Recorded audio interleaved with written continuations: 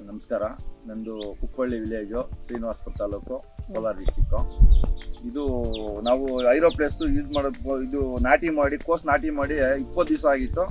20 ದಿವಸ ಆದ್ರೂ ಡೆವಲಪ್ಮೆಂಟ್ ಅನ್ನೋದೇ ಇಲ್ಲ. ಆವಾಗ ಇವರು ಹೊಲಗ್ರವರು ಸುನೀಲ್ ಅವರು ಬಂದು ನಾನು ಇದನ್ನೆಲ್ಲ ತೆಗೆದ್ಬಿಟ್ಟು ಹೂನಾರು ಉಳ್ಬಿಡ್ಬೇಕಂತ ಹೂನಾರಿಗೆ ಇಂಡೆಂಟ್ ಮಾಡಿದ್ದೆ. ಮತ್ತೆ ಅವ್ರು ಬಂದು ಇಷ್ಟೇ ದಿವಸ ನೋಡಿ ಸರ್, 20 ದಿವಸ ವೆಯ್ಟ್ ಮಾಡಿದ್ರ, ಇನ್ನೊಂದು ವಾರ ಟೈಮ್ ಕೊಡಿ ನನಗೆ, ನಾನು ಇದನ್ನ ರೆಫರ್ ಮಾಡ್ತೀನಿ, ಇದನ್ನ ನೀವು ಬಿಟ್ಬಿಡಿ, ಒಂದು 4 ಕ್ಯಾನ್ ಬಿಡಿ, 4 ಲೀಟರ್ ಬಿಡಿ ಇದಕ್ಕೆ. ಆಮೇಲೆ ಹೊಲಾಗ್ರ ಕಂಪ್ನಿದು ಐರೋಪ್ಲೇಸ್ ಅಂತ ಹೇಳ್ಬಿಟ್ಟು ಇದು 4 ಲೀಟರ್ ಬಿಡಿ, ನೀವು ಒಂದು ವಾರ ಬಿಟ್ಟು ಆಮೇಲೆ ನಂಗೆ ರಿಸಲ್ಟ್ ಹೇಳಿ, ಆಮೇಲೆ ಬೇಕಾದ್ರೆ ನೀವು ತೆಗೆದಾಕಂಗಿದ್ರೆ ತೆಗೆದಾಕಿ ಅಂತ ಹೇಳಿದ್ರು. ಅದೇ ಪ್ರಕಾರ ನಾನು ಅವ್ರು ಹೇಳಿದಂಗೆ 4 ಲೀಟರ್ ತಂದು ಬಿಟ್ಟೆ. ಅವ್ರು 4 ಹೇಳಿದ್ರು, ಆಗ್ಲಿ ಅಂತೇಳಿ ನಾನು ಫುಲ್ ಡೆಲ್ಲಿ 6 ಲೀಟರ್ ಬಿಟ್ಬಿಟ್ಟೆ. ಅದೇ ಪ್ರಕಾರ ಒಂದು ವೀಕ್ ಎಲ್ಲಾನು ಫುಲ್ಲು ಕಪ್ಪು ಬಂದಾಗ್ತು, ಫುಲ್ಲು ಗಿಡ ಫುಲ್ ಡೆವಲಪ್ಮೆಂಟ್ ಆಗೋಯ್ತು.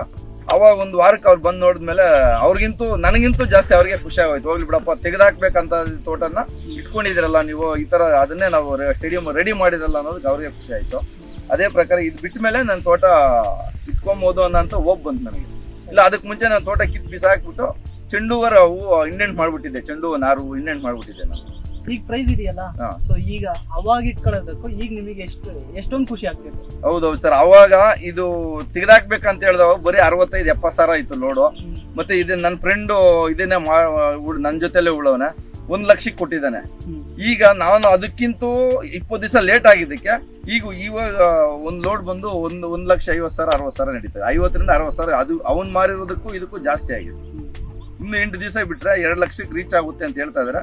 ಬಟ್ ನಾನು ತೆಗೆದಾಕ್ಬೇಕಂತ ತೋಟನ ಬರೀ 2 ಲಕ್ಷ ಅದಕ್ಕೆ ಖರ್ಚು, 10-11 ಲಕ್ಷ ಇವಾಗ ಲಾಭ ಬರುತ್ತೆ.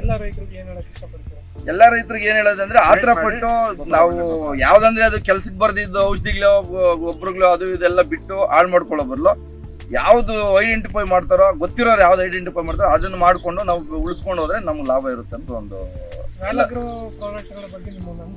ಹೊಲಾಗ್ರದಂತೂ ಹೇಳಂಗೆ ಇಲ್ಲ ಬಿಡಿ.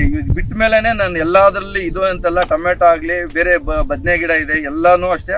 ನಾನು ಇದನ್ನ ಯೂಸ್ ಮಾಡಿದ್ಮೇಲೆನೆ ನನಗೆ ಫುಲ್ ಏನೋ ತೋಟದ ಕಡೆ ಹೋಗ್ಬೇಕು ಅನ್ನೋಂಥದ್ದೊಂದು ಇದಾಗಿದ್ದು. ಅದಕ್ಕೆ ಮುಂಚೆ ಬೇಜಾರು, ಯಾವ್ದಾವ ಬಿಡ್ಲಿ ಏನೋ ಒಂದು ಬಿಟ್ರೆ ಒಂದು ರೋಗ.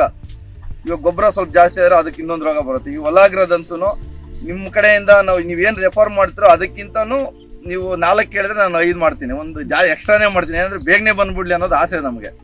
ಆತರ ಮಾಡ್ಕೊಂಡು ಹೊಲಾಗ್ರದಿಂದ ಅಂತೂ ತುಂಬಾ ಸಮಾಧಾನ ಇದೆ ನಮ್ಗೆ.